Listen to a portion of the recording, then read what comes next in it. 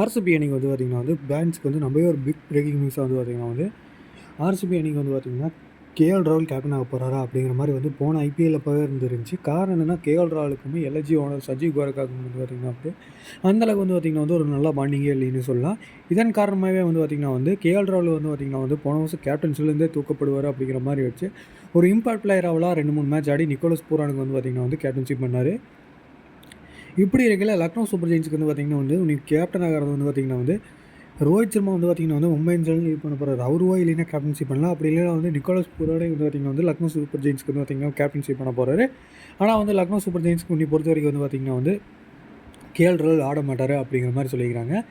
KL ராகுலுக்கும் வந்து பார்த்திங்கன்னா வந்து நிறைய இன்டர்வியூலேயே சொல்லியிருப்பார். ஃபஸ்ட்டு வந்து நான் ஒரு கர்நாடகா பாய், நான் ஆர்சிபிக்கு தான் என் ஃபேவரட் ஐபிஎல் அப்படிங்கிற மாதிரி சொல்லிக்கிறாரு. கேஎல் ராகுல் ஏற்கனவே 2013 அண்டு 16-17 சீசனில் வந்து பார்த்திங்கன்னா வந்து ஆர்சிபிக்காக அணிக்காக வந்து பார்த்திங்கன்னா வந்து கேஎல் ராகுல் ஆடிக்கிறாரு. அந்தளவுக்கு பெருசாக ஆர்சிபிக்காக பர்ஃபார்மன்ஸ் கொடுக்கலனால 2018 பார்த்திங்கன்னா வந்து பஞ்சாப் கிங்ஸ் லக்னோ சூப்பர் ஜெயின்ஸ்க்காக வந்து பார்த்திங்கன்னா வந்து நிறைய ஒரு சூப்பரான பர்ஃபார்மன்ஸ் கொடுத்துட்டே வராரு. அவர் மெயினாக வந்து பார்த்திங்கன்னா வந்து எல்ஐஜியோட ஓனரோட நல்ல பாண்டிங் இல்லைனாலும் அவரோட புவர் ஸ்ட்ரைக் ரேட் தான் வந்து பார்த்திங்கன்னா வந்து டீமில் வந்து பார்த்திங்கன்னா வந்து ஏன்னா அவர் ஸ்லோவாக ஆடுறாரு. இதனால் மற்ற பேட்ஸுக்கு ப்ரெஷர் ஆகுது. இதனாலேயே வந்து பார்த்திங்கன்னா வந்து எல்ஐஜின்னு அவர் ரிட்டர்ன் பண்ண போகிறதில்ல.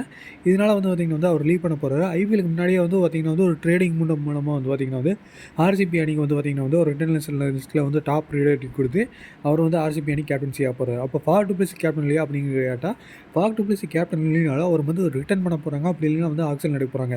அவருக்கு என்ன தான் 40+ ஏஜ் ஆனாலும் வந்து பார்த்திங்கன்னா வந்து அவரோட ஃபிட்னஸ் லெவலில் அவரோட ஸ்கோரிங் ரன் ரேட் வந்து பார்த்திங்கன்னா வந்து நம்பவே ஒரு சூப்பராக இருக்குதுன்னு சொல்லலாம். மிச்ச பிளேயர்ஸ் ரேட் இல்லாதெல்லாம் வந்து பார்த்திங்கன்னா வந்து ஃபாஃப் டு பிளெஸி நிறையவே இருக்குன்னு சொல்லலாம்.